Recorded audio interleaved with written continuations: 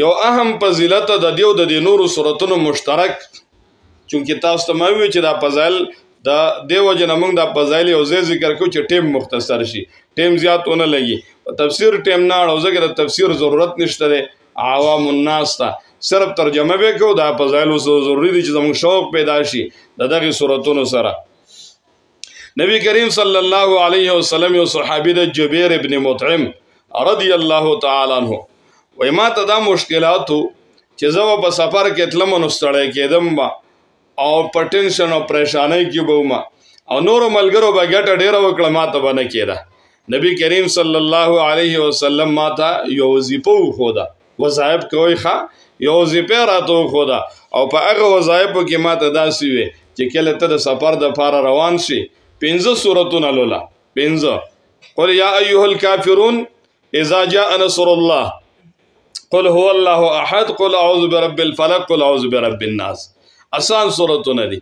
خود دې شروع د بسم الله نه کو اختتام په بسم الله کا ان مخکم ته بسم الله لولا او رستم ته بسم الله لولا نو تقریبا 15 سورتونه د شپږ ځل به کې بسم الله لوستل راشي مخکې رستو به تراش بیا به تاسو دا مشکلات نه وای چې کله ما د نبی علی السلام په دی وظیفه عمل وکړو او زب سفر تتلم نو زب په سفر کې د ټولو نه زیات خوشاله وم او چې د سفر نه واپس رالم نور خلکو چې بس ګټه کړو سو چند به زما ګټه سیوا و نو دا د مسافرو د پاره هم سړی کاروبار ته سحر وزي دکان ته وزي د هغې د پاره چې د کور نه وزي چې دغه صورتونو دا وظیفه کوي زمونږ په دې علاقو کې دا زهریله څیزونه دي لړمان او غونډلان دا لړمان او غونډلانو دپاره دا یو علاج هم دی حضرت علی رضی الله تعالی عنہ یو ځل نبی کریم صلی الله علیه وسلم منځ کو سجدې له چې لاړ نو لړم ولا ګوتو چې چلا نبی علیہ السلام وی لعن الله العقرب الله دې په دې لړم باندې لعنت وکړي دی خو نه نبی پرې دی او نه غیر نبی نه منځګزار پرې دی او نه غیر منځګزار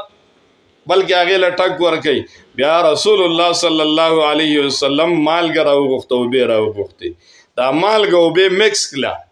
یو ځای کړه او دغه زخم باندې به نبی علیہ السلام د مالګې د اوبتو یولې او قل هو الله احد قل اعوذ برب الفلق او قل اعوذ برب الناس دا سورتونه به لست څنګه آسان علاج پس کور کې چې څنګه لړم ټک درخي کنه نو بیا اول دغه عمل کوه داغه نورستو بیا چرته د ډاکټر غم کوه ان شاء الله د ډاکټر ضرورت بم دي ناراضي چې دغه سره د دمه یو بل پیدا درته وخما پوی د خډیر د خدا غټي غټي پیدا د تخمه چې عمل کې راشي د نبی علیہ الصلوۃ والسلام یو صحابي دی عبد الله ابن حبیب رضی الله تعالی عنہ هغه رسول الله صلی الله علیه وسلم فرمایل اقرأوا قل هو الله الاحد والمعوذتين حين تمسي وحين تصبح هر سحر او هر بیگا قل هو الله احد قل اعوذ برب الفلق قل اعوذ برب الناس لولي 3 مرات درې کرتی سار نم درې کرتی وا بیگا نم درې کرتی وا نو تکفیک من كل شيء دا بستا د پر د هر یو سیز نه کافی شي دې کې علماء دوه تشریحات کړی دي تکفیک من کل شیء یو معنی دا ده چې د هر قسم مصیبت او د غم د آفت نه بستا د پاره د درې صورتونه کافی کیږي چې سحر لولې بیګای لولې او دویم نمبر دا ده چې د هر قسم سحر او جادو نه بداستا د پاره کافی کیږي او دریم نمبر دا ده چې د هر قسم جناتو د شر نه بدا کور محفوظ کیږي چې کم کور کې سحر درې کرته لولې بیگانه درې کرته د درې وانه صورتونه لولې جنات بل ته نقصان نه رسي او بعض علما هغه یو وجه دام ده چې تکفیک من کل شیء که په دغه شپه ورځ کې ته نور وظایف او ذکر اذکار ونه کې دا ستاسو لپاره کافی دی ته به د غافلینو نه نشمارېږي بلکې ته په ذاکرینو کې حسابېږي بهر حال دا صورتونه دا د ډېرو زیاتو علاجونو دپاره دي نبی کریم صلی الله علیه وسلم چې کله د آخرت دو صورتونه نازل شو سوره قل اعوذ برب الفلق او قل اعوذ برب الناس نو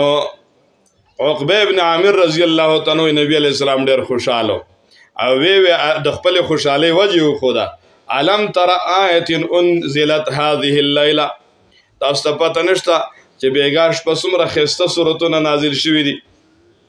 او بیا یې هغه دا 2 سورتونه تلاوت کړو. بیا لم یورا مثلهن قط، په ژوند کې ما دومره بهترین سورتونه چېرته نه دي لیدلي. اینه دا چې د علاج دپاره څومره بهترین دي دومره نور په قرآن کې نشته.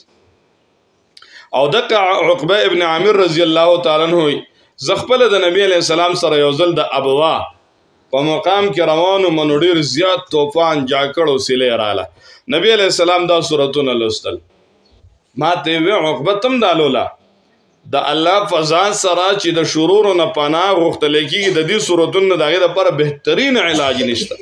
دا بهترین سورتونه دي دا لولا. دغه شان ابو سعید خدری رضی الله تعالی عنہ هغه د دې سورتونو په باره کې فرمایلی دي کان رسول الله صلی الله علیه وسلم يتعوذ من الجان وعين الانسان. نبی کریم صلی الله علیه وسلم دعاګانې لوستې د څه دپاره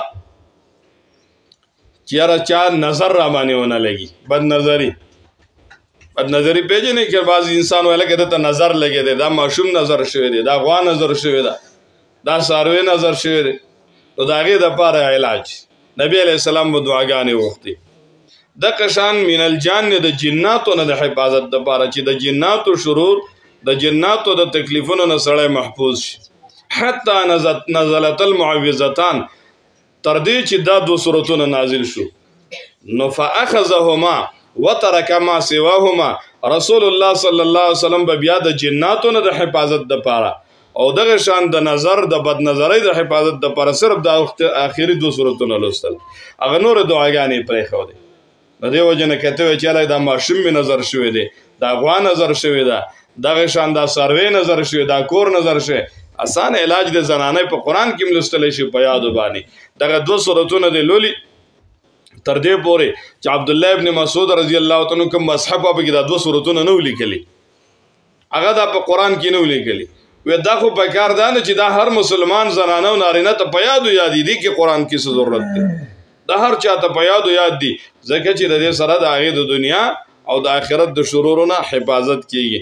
بهرحال ډېر زیات فضایل دي مختصر په دغې باندې به اکتفا وکړو. رسول الله صلی الله علیه وسلم په باره کې بیبي عایشه فرمایي چې کله به بسترې ته راغې دغه آخري 3 سورتونه به 3 ځل لوستل بیا فجمع کفه دا دواړه ورغوي به داسې راجمع کړه او بیا به په دې کې شوپ وکړو دا به په خپل بدن باندې راښکله. نو لہذا دا د ځان دپاره وظیفه وګرځو ټولې زنانه څومره زنانه چې دي نارینه چې دي او وظایف وګرځئ. کم از کم کوشش وکړو چې دا سوره اخلاص روزانه 100 کرتې د دې د ځان سره تلاوت کوو. او شان نزول د دې سوره اخلاص په باره کې یو 3 قوله درته صرف ذکر کوم اگر چې اقوال پکې ډېر وي خو 3 قوله درته ذکر کوم. یو قول حضرت ابی ابن کعب رضی الله تعالی عنہ ذکر کړی دی. ابی ابن کعب رضی الله تعالی عنہ مشرکین چې د مکې هغې د نبی علیه الصلاۃ والسلام نه تفوس وکړ. نبی علیہ السلام به وایي که نه زما د رب عبادت وکړي نو هغې وایي انصب لنا ربک موږ ته خو ته د خپل رب نسب بیان کړې که نه د کوم رب عبادت دې وکړو. الله دا صورت را نازل کړ چې د الله داسې نسب نشته څنګه چې د انسانانو نسب دی. او 2 نمبر حضرت عبدالله ابن عباس رضی الله تعالی یو ذکر کړی دی. عبدالله ابن عباس رضی الله تعالی عنہ وایي رسول الله صلی الله علیه وسلم د مشرکینو یو سردار ته دعوت ورکړو او هغې ته یې وویل چې ته اسلام قبول کا. عامر ابن طفیل نو دی عامر ابن طفیل هغه ته تپوس وکړو وی اعلم تدعون یا محمد کوم رب ته مې ته رابلې د دې رب خو راته لږ تعریف وکړه که نه. اهیه من ذهب صف لی زما دپاره د هغې لږ وضاحت وکړه. امن ذهب هو چې د سرو زرو نه دا جوړ شوی دی ام من فضة یا د سپینو زرو نه جوړ شوی دی او من حدید یا د اوسپنې نه جوړ شوی. لږ خو راته وښه. نو الله دا صورت نازل کړه چې ګوره دا د سرو د سپینو زرو نه نه دی جوړ شوی. تاسو پې چې څنګه د خپل بوتان یادوئ دا شانتې نه دی د عرب دا خپل رب وپېژنه. او د مکې مدینې منورې یهودو هغې هم نبی کریم صلی الله علیه وسلم ته په مکه کې لا هجرت نه و شوی هغې هم تپوس کړی چې من ای جنس هو ستا د عرب د کم جنس نه جوړ دی ممن ورثت دنیا او ته د چانه پاتې شوی ده لمن یورث دنیا به ته چاته پاتې کیږي نو الله تعالی دا سورت نازل کو چې ګوره تاسو الله او پیژنئ بسم الله الرحمن الرحیم قل هو الله شان دا دی چې الله احد یو ذات دی یکتا دی یکتا دی یو معنی هم صحیح ده خو یکتا یو معنی دا چې دویم دا یې د پاره دا د واحدون معنی ده او د احدون معنی یکتا دی الله الصمد الله بے نیاز دی د صمد معنی ډیرې ته ویلې شي ډیره کوي ته په عربی کې صمد دا د غیر یو ډیره کوي ته ویلې کېږي مشرکین چې بکله جنگ کو مشرکین بلکې د پخوان عربو کې نو هغه به د مخامخ تورو جنگو دوی به داسې زیاده ځان د پاره چناوه چې شان طرف ته بیغرو چې د شان وسوک حمله ونه کی نو په دغه ډیره کې غر باندې به د ځان تحفظ کو چې د دشمن نه ځان په دې بنیازه کی نو لہذا د دې وجه نه دغه ډیره کې ته صمد ویلې کېده بیا وروسته داسې وشوه چې کوم خلکو به په کم سردار سره پناه بوخته نو د دې د معنا هغه را منتقل شو لوی سردار بو بدماش او مشروط بو هغه سر په پناه کې چې بچا ځان ورکو بیا وو د چا سن شو هغه د به سمد وي نو دا اصل کې الله وی چې دا سمد صفت دانه د ډیره کې دی دا ته د دشمن نه د شر نه نشي بچ کوله دا سمد صفت د یو سردار نه دی هغه ته د شر نه نشي محفوظ کوله سمد صفت د الله دی چې دا الله چاته محتاج نه دی او دی الله ته ټول خلک محتاج دي